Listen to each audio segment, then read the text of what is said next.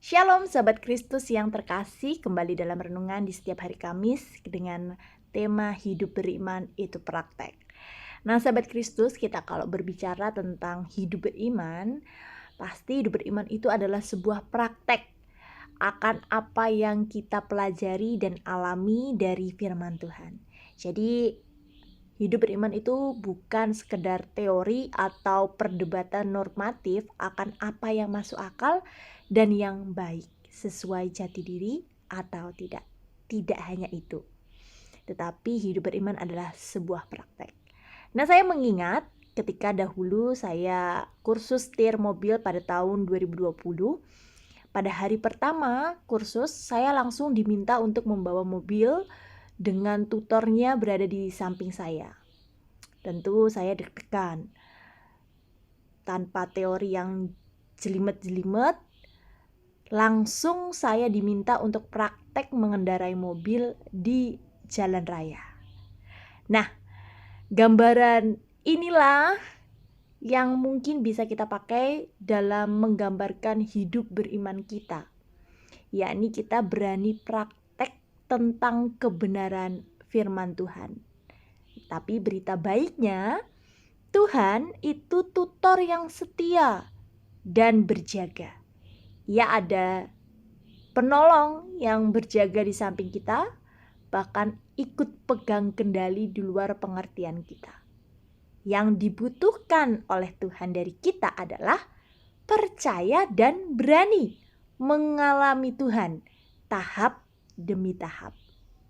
Nah, mari kita lihat apa yang Tuhan Yesus ajarkan kepada para muridnya seperti yang tertulis di dalam firman Tuhan di Injil Lukas pasal 9 ayat 1 hingga 6.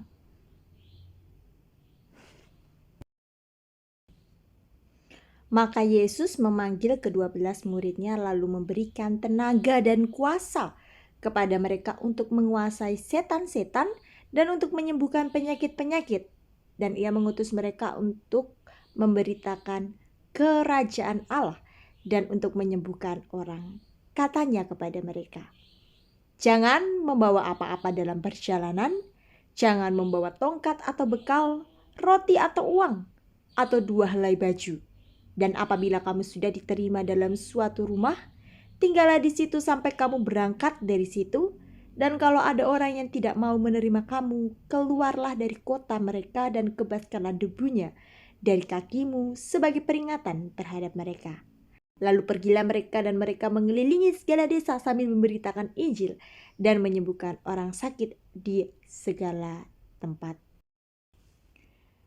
Sahabat Kristus, di dalam Injil Lukas 9 ayat 1 hingga 6, Tuhan Yesus mengutus para murid untuk langsung praktek iman dengan memberi bekal tenaga dan kuasa. Pada saat itu ada 3 tugas yang diperintahkan Tuhan Yesus untuk dipraktek kerjakan oleh para murid, yakni 1 menguasai setan-setan, 2 menyembuhkan penyakit, dan 3 memberitakan kerajaan Allah. Itulah tugas praktek dari para murid. Bisa jadi termasuk kita saat ini. Kita sebagai pribadi maupun sebagai komunal, gereja harus berani praktek untuk mulai dan terus mengerjakan panggilan rohani sebagaimana yang diperintahkan Tuhan Yesus, tutor dan mentor kita, sesuai dengan konteks kita saat ini dalam ragam bentuk panggilan pelayanan yang ada. Maka tenaga dan kuasa dari Tuhan juga akan mendampingi kita untuk menghasilkan karya agung yang bernilai kekal. Jadi yuk mari kita mulai belajar praktek iman, alami keajaiban kuasa Roh Kudus dan kuasa firman setiap hari, sehingga kita bisa berkata, tak berkesudahan kasih setia Tuhan, tak habis-habis rahmat-Nya, selalu baru tiap pagi, besar kesetiaan Tuhan. Dan kita percaya pun makin percaya dan mengalami bahwa Tuhan memberi kekuatan kepada yang lelah dan menambahkan semangat kepada yang tiada berdaya. Orang-orang muda menjadi lelah dan lesu dan teruna-teruna jatuh tersandung. Tetapi orang-orang yang menanti-nanti Tuhan mendapat kekuatan baru. Mereka seumpama Raja Wali yang naik terbang dengan kekuatan sayapnya. Mereka berlari dan tidak menjadi lesu, mereka berjalan dan tidak menjadi lelah.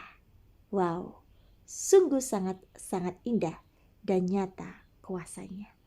Selamat berpraktek di dalam iman kepada Tuhan. Amin.